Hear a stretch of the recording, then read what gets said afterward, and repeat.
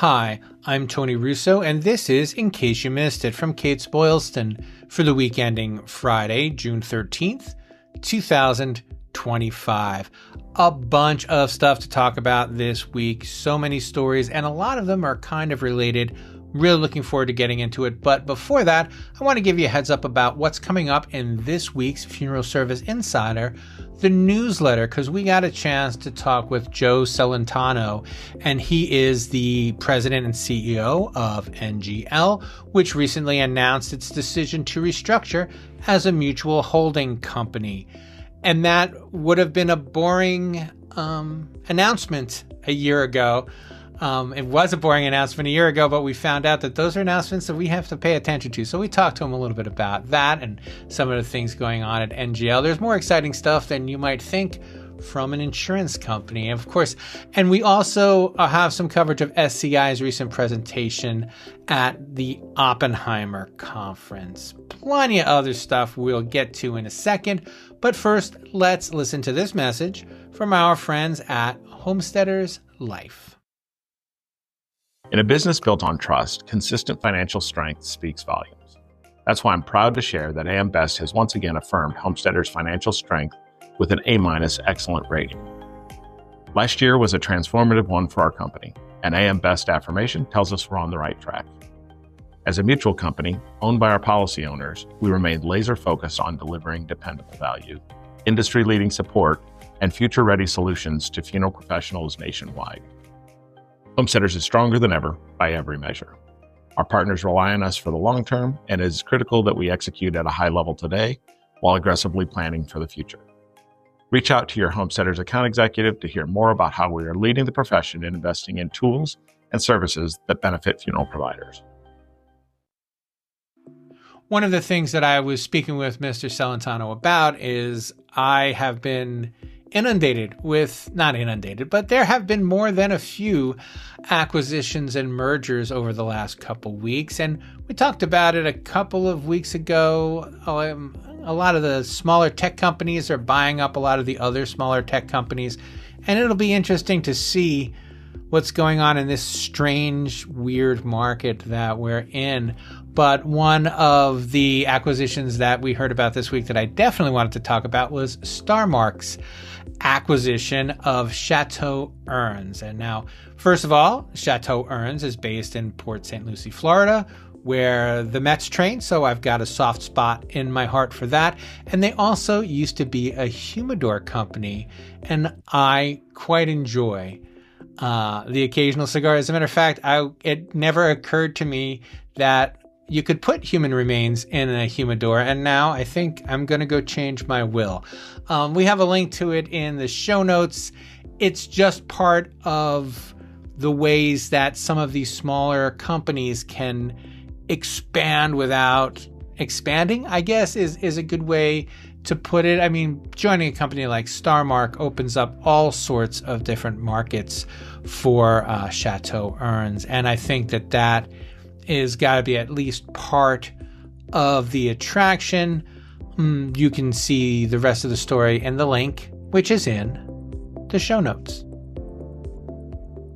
And another one that I wanted to just mention really quickly, there's not a ton of deep background, although I'm hoping to do a feature on it for the upcoming weeks, is Federal Life Insurance Company purchased Texas Service Life Insurance. And that is a company that is just in Texas, but according to the release, it helps FLIC get a better boost with its pre-need. It's another way for them to kind of focus in on the pre-need market, which is something everyone seems to be getting their hands into lately. And again, it's part of this kind of weird, odd bedfellows market. The joke that I like to tell, and I wrote it in the story, but I'll say it out loud to you, is this is a great time to really, really get some bargains or gratuitously overpay for a company. But unfortunately, you won't know which you've done until it's too late. But anyway, link to that announcement in the show notes, and hopefully some more coverage on that as the week goes on. I mentioned before that a lot of times I'll see a story and I'll decide, you don't need to know about it. You didn't really miss anything. And this was one of them back in April when it first occurred. A funeral procession drove in front of a train, and some people were hurt. Thankfully, no one was killed. And that was all there was to it, so I didn't bother to mention it. But the report has come out now, and it wasn't just as simple as that. The funeral procession included some motorcycles, and the train lights came on, and these motorcycle drivers, according to the report, drove up to where the train was supposed to cross, looked left, looked right, and waved on the rest of the funeral procession. And the hearse carrying the family, the limousine carrying the family, was hit by the train. And someone broke their pelvis. There was some real damage done. Fortunately, no one was hurt. But that kind of thing boggles my mind. Where are you going to try to beat the train? But the other thing that I found, and again, humorous is the wrong way to put it, but the visual it's going to make me giggle, or at least it made me giggle a little bit. This was a Dignity property, and I could see someone at Dignity Memorial, Human Resources Department, getting the request to put out a memo to all Dignity properties: do not, under any circumstances, drive in front of a train, even if you think you can make it. What a bananas thing to do. It's mind-boggling. Anyway, there's a link to the story in the show notes. If you think I'm making it up, you're welcome to check it out for yourself. But it's news of the weird, as I said. Link in the show notes. A family has filed a lawsuit against Golden Gate Funeral Home and A Crematory, which is the name of the crematory, in Dallas, Texas, alleging negligence, violations of the Deceptive Trade Practices Act, and breach of contract. The lawsuit comes after the family of Sherman Trotter, who was a U.S. Army veteran, was unable to retrieve his remains for more than 2 years. Trotter died in December of 2022. Once they filed the suit, the funeral home said that they found the remains, and here they are. But Mr. Jefferson questions whether they are really his father's remains. And one wonders if he would have questioned that 2 years ago, before there was just kind of scandal after. I mean, if you think you get the wrong remains, or if you don't get the right cremated remains, when you type missing cremated remains in Google, you're not going to get any good news. So that's thing number one. And of course, the mortician is now kind of a thing, and it's a rising thing that people are aware of. But the story gets worse. Golden Gate Funeral Home was, according to these reports, the funeral home from where a infant body disappeared and turned up in a Shreveport, Louisiana laundromat. That was one of those stories that I skipped because it just seemed gross and salacious. But now it's concerning. Hopefully, these are just 2 instances that happen to come out the same month against the same funeral home. But in the next story, we're going to talk about how once the floodgates open, they stay open. Savory & Sons Funeral Home in Kansas City, Missouri had, I guess, its license abruptly suspended after one report, and this is where it's odd, of mismanagement or mishandling of human remains. But the one report got out. And once the one report got out that they had mishandled remains, there were a flood of phone calls. So this all comes from an investigation by KMBC9, the television station. And once that they made the first violation public, they were kind of flooded with phone calls. I believe they were, according to the reporting, 30 additional complaints. It's like once someone heard that it wasn't just a one-time mistake that happened to them, but that other people had complaints, then everyone started calling. And the funeral home, fortunately, I think, had its service suspended. With any luck, a lot of these complaints are less egregious than they seem on the face of it, but there's a whole litany, and you can read them if you care to in the show notes. What I'm really more interested in is, we've talked about this before on the show, this odd place where funeral homes can slide under the radar for so long, doing so poorly. I mean, in the last story, like, nobody wants to victim blame, and I'm certainly not, but there is this kind of rising concern with very low cost cremation, direct cremation, and regular, I guess, cremation companies. That's really starting to kind of bubble up here. There was another story that I didn't really include. I mean, I'll throw the link in the show notes, and it was about a funeral home that did make a mistake. They cremated someone. They had signed a contract for a witness cremation, and they didn't tell the family they were doing the cremation. And the funeral home called first thing, and they're like, "There's nothing we can't do anything, but be sorry and give you your money back." And the family was still upset, and it's not that anyone blames them, but that's the kind of proactive thing that should be rewarded, as opposed to a lot of these places that are just, wow, I hope the last 3 people we screwed over don't ever talk to one another, because then we'll be in real trouble, and that is what's disturbing. And the next story is equally disturbing, and I think ties it all together in a way that's a little chilling. So let's talk about that next. And finally, in the worst of the worst bad news category for this week anyway, the Littleton, Colorado funeral director, Miles Harford, was convicted of mishandling bodies this week and sentenced to 18 months in prison for abuse of a corpse and theft. And I mentioned this in the post, and I want to elaborate on it a little bit more. That doesn't seem like the kind of sentence that deters the kind of behavior that it was meant to deter. There's lots that need to be done with prison reform, and sentencing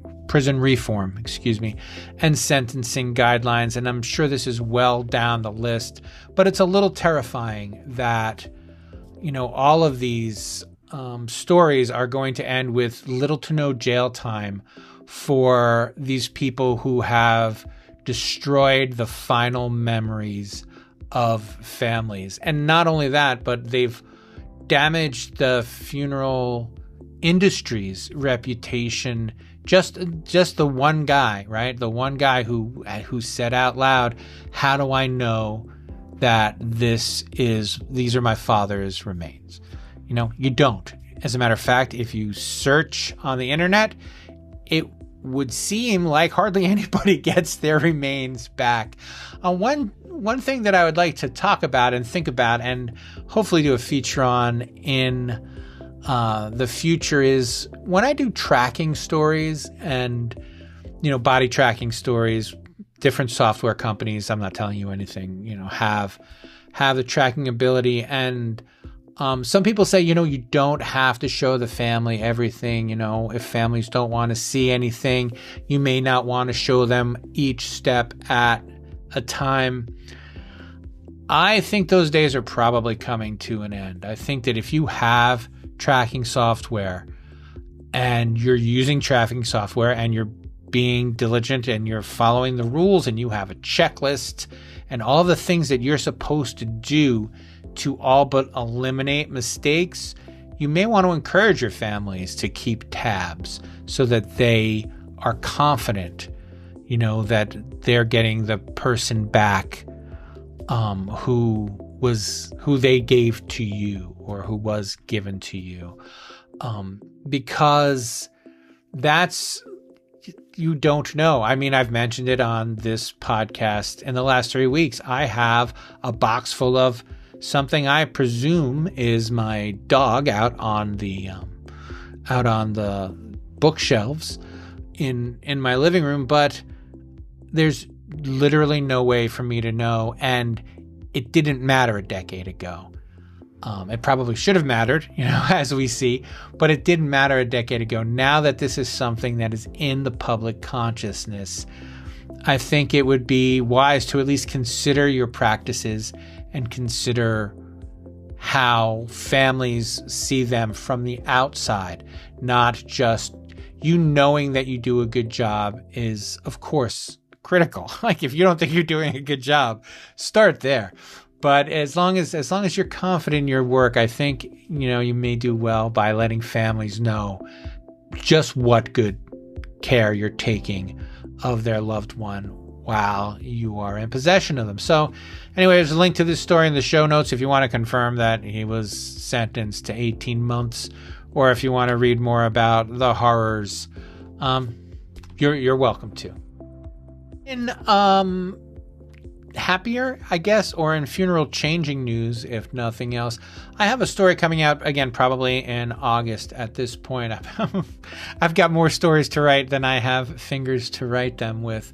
I spoke with 3 people who have started, who are part of the Chattanooga Death Collective.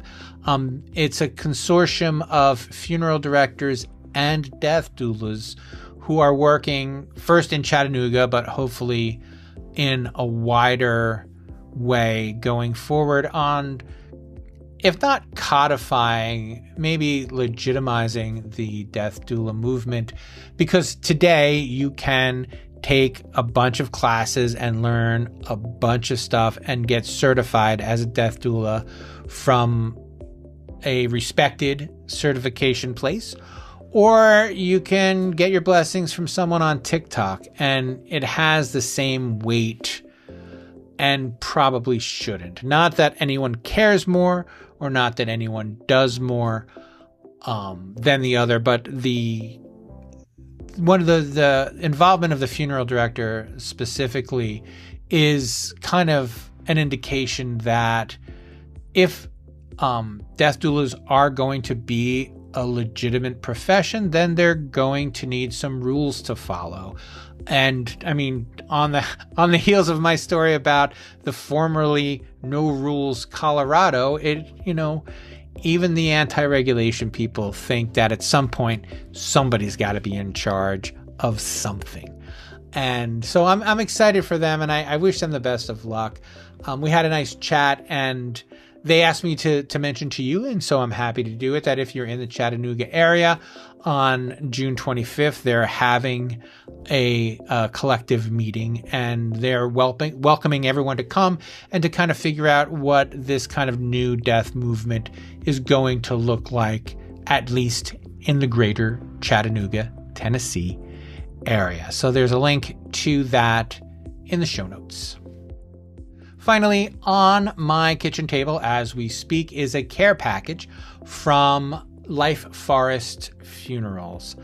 They're a conservation forest that I'm doing a story on, and they sent me, as I understand it, a shroud and some of their chocolate bars and some of the other things that kind of represent what they do. And I'll be using it for a story that I'm writing.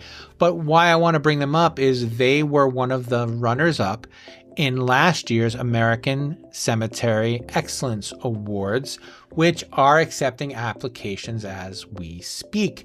And there will be a link in the show notes to the American Cemetery Awards if you'd like an application. And I know that a lot of cemeterians listen to this show, or at least I know that the cemetery episodes of Funeral Service Insider, the podcast, tend to do pretty well.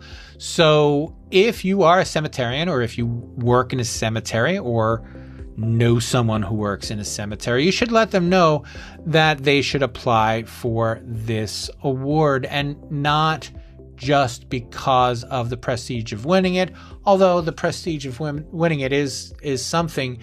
More important is the prestige of talking about it. You know, there's not a lot of opportunities that you get to brag to the industry about what a great staff you have and what a great job they do. And this is our invitation to you to tell us. Everyone who enters every application, and the application process it's not 3 clicks on the internet. It's going to take a little bit of doing, but it's not prohibitive either.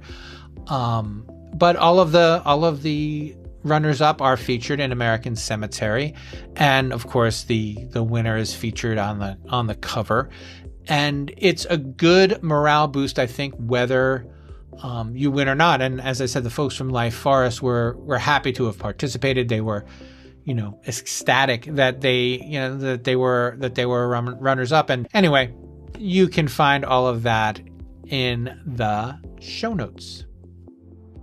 Okay, really, finally, this time, we won't have a show next week. I'm going to Rhode Island, where I will meet with my colleagues. We all work remotely, and so we have an annual meeting where we, make sure that we're real persons. We're not AI generated or anything like that. It takes about a week to confirm, and once I prove that I'm not AI generated, I will be back here for In Case You Missed It again. So I will see you again in 2 weeks. In Case You Missed It has been a Kates-Boylston production. It was written and edited by me and videoed by me, Tony Rousseau.